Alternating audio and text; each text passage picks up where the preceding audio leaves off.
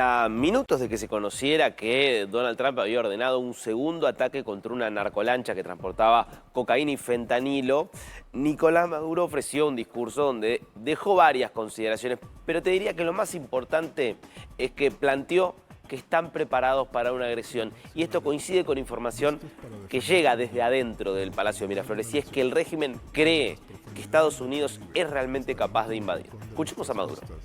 No es una tensión, es una agresión en toda la línea.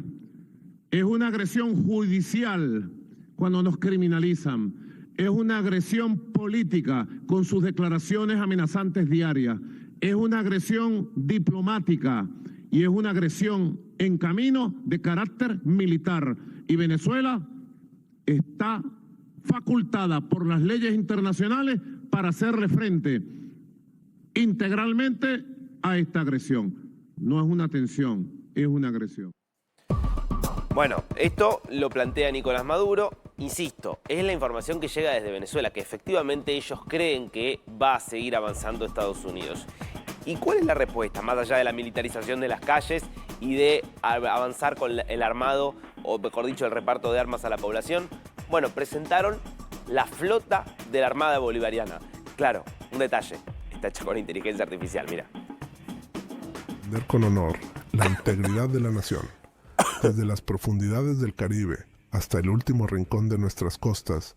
La Marina de Guerra mantiene su compromiso inquebrantable con la independencia y la libertad de Venezuela. No habrá amenaza ni desafío que quiebre nuestra voluntad. La disciplina, el valor y la lealtad nos guían en cada maniobra, en cada guardia y en cada misión. La Armada Bolivariana proclama al mundo: estamos preparados para proteger a nuestro pueblo, resguardar nuestras aguas y defender la soberanía nacional. Con honor, gloria y firmeza, avanzamos siempre victoriosos. ¡Viva la Armada Bolivariana de Venezuela! ¡Viva la patria! Se imaginan, ¿no? Si de verdad tuviera ese despliegue, esa flota, la Armada Bolivariana, ¿no? Bueno, no tiene nada para mostrar, no tiene nada con qué resistir militarmente.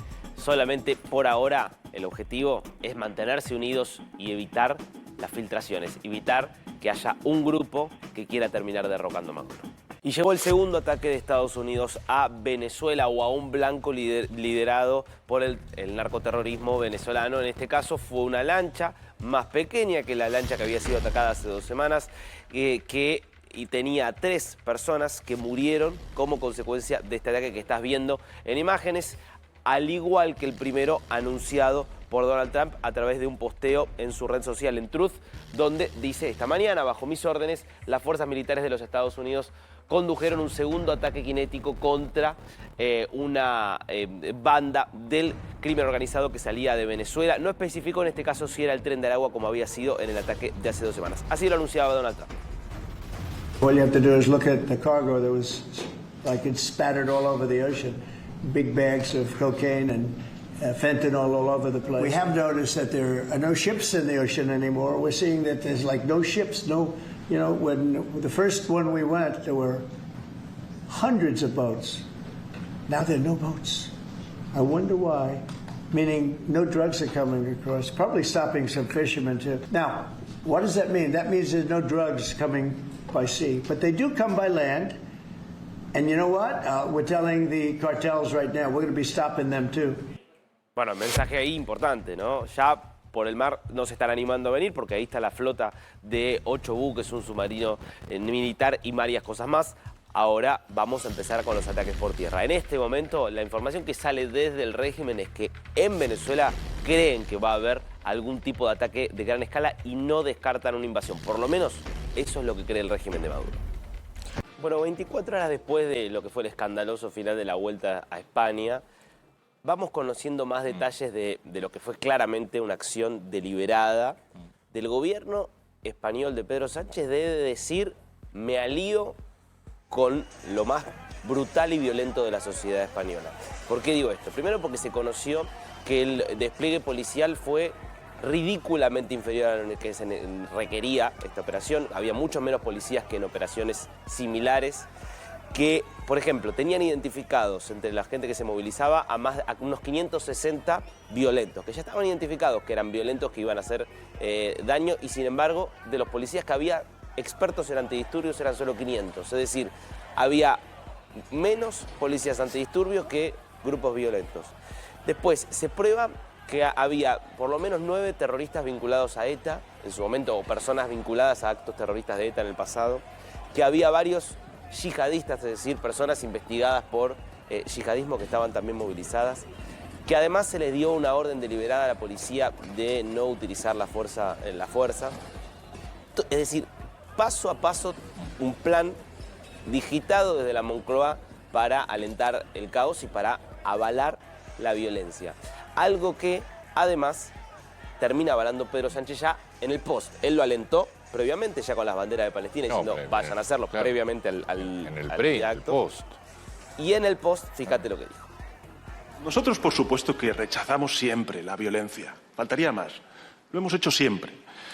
Sentimos, como dije ayer, una profunda admiración y respeto por nuestros deportistas, por los ciclistas de la Vuelta Ciclista a España. Por eso se puso ayer su seguridad por delante de cualquier otra cuestión. Pero también sentimos un inmenso respeto y una profunda admiración por una sociedad civil española que se moviliza contra la injusticia y defiende su idea de forma pacífica. Y creo que las organizaciones deportivas deben plantearse si es ético que Israel siga participando en competiciones internacionales.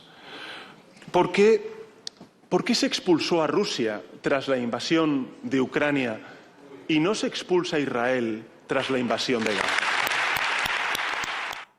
No se expulsa a Israel. Tiene un pequeño error de concepto entre dos naciones y nación y grupo terrorista. Porque Rusia invade otro país. Acá estás hablando de un Estado contra una organización terrorista a nivel mundial. Pero bueno, de todas maneras es una estrategia que hoy le está funcionando a Pedro Sánchez en la política interna. Está funcionando muy bien, porque de hecho pasa desapercibido en medio de todo esto otro escándalo más vinculado a David Sánchez. Se conoce el fin de semana que David, el hermanísimo, que está investigado por haber conseguido ilegalmente un cargo en la Diputación de Badajoz para dirigir orquestas que nunca dirigió, por el cual cobró durante unos 6-7 años aproximadamente. Y además él estaba siendo investigado por evasión fiscal, porque él tenía domicilio en Portugal para no pagar impuestos. ¿Y qué se comprobó, por lo menos qué es lo que se insistió con mucha fuerza este fin de semana? Que durante un año, mientras él tenía el domicilio declarado en Portugal, ¿dónde vivía? En la Moncloa. Lo tenía el hermano allí en la casa de... Igual yo es la primera vez que lo veo tan abiertamente, porque hasta ahora eran gestos. Hoy creo que ya... ahora con esta frase de que no se lo permite a Israel participar de pruebas deportivas, parece que ya la posición... Ya abiertamente España decide, el gobierno de España, no los españoles, el gobierno de España decide estar del lado del terrorismo. Totalmente, 100%. Y insisto, eran muchos de los que estaban movilizados allí, tenían vínculos con el terrorismo probados. Y el gobierno dice que siente admiración por ellos. Bueno, esto en línea con eso, ya en Eurovisión, que es la competencia de música más importante de Europa, ya la radio y televisión española, porque las que compiten son las cadenas de televisión de cada país, está planteando que no va a participar si se le permite participar. Ahora, yendo al caso Rusia, ¿no? ¿Hace falta que 3 años después del inicio de la guerra todavía se margine a los deportistas rusos de las competencias o se los haga jugar sin bandera? Digo, no tienen nada que ver los deportistas rusos de yo no estoy de acuerdo con eso. Los deportistas rusos, digo. Sí. Yo no estoy de acuerdo. Los bielorrusos también. Zabalenka, por ejemplo. Claro, creo que son casos que no tienen nada que ver uno caso con el otro. Pero aún así... No, es que aplica a cualquier nación, digo, que pueda estar en guerra. Yo no estoy de acuerdo con que se mezcle. ¿Por qué un tenista ruso tiene que jugar sin bandera? La verdad es algo que yo particularmente no lo entiendo en términos deportivos. Sí, igual esa es una discusión recontraválida. Lo que no se puede creer es que el presidente de un país compare la invasión de un país sobre otro con el conflicto de un Estado contra un grupo terrorista internacional. Eso no se puede creer. Curiosamente, España además víctima del terrorismo también con el atentado de Atocha, pero bueno, sé que no les importa. Un país donde la guerra la inició jamás, digamos, claramente, y que tiene hoy secuestrado. Hay 48 personas que están secuestradas en este momento por parte de Hamás. Es absurdo compararlo con la violación de la soberanía ucraniana por una cuestión imperialista, pero bueno. Vamos a hablar del genocidio que se está produciendo en Sudán, un genocidio que lleva más de 3 años. ¿No? ¿Por qué será? ¿Será porque las principales víctimas son africanos del África negra que no tienen tanto marketing? ¿Será porque quienes perpetran este genocidio son las fuerzas de acción rápida, que son milicias árabes que básicamente están aniquilando a estas comunidades del África negra con el argumento de que no son árabes, que pertenecen a otros grupos étnicos y que por lo tanto son considerados traidores y que merecen morir por el solo hecho del color de su piel, por el solo hecho del origen cultural de las tribus a las que pertenecen? Esto está pasando en Sudán, donde decenas de miles de personas han sido asesinadas en los últimos años, donde 12 millones de personas se han visto desplazadas y donde en este momento, a esta hora, en el Fasher, esto es la ciudad más importante de Darfur, que es el epicentro de este conflicto, que se da en el marco de una guerra civil entre el ejército de Sudán y estas milicias árabes de las que te hablaba. Hay 260.000 personas que están rodeadas, que están asediadas, que están siendo literalmente hambriadas, que están teniendo que comer comida para ganado, con múltiples reportes de muertes por inanición, de múltiples reportes de muertes por intoxicación como consecuencia de la comida que están teniendo que comer. Insisto, comida para ganado. Esto está pasando ahora sin que haya ninguna muestra de indignación en el mundo. Bueno, esto es parte también de lo que está pasando y de la crisis en algún punto casi que moral que estamos viviendo. Las indignaciones selectivas en función de quiénes son las víctimas y quiénes son los victimarios.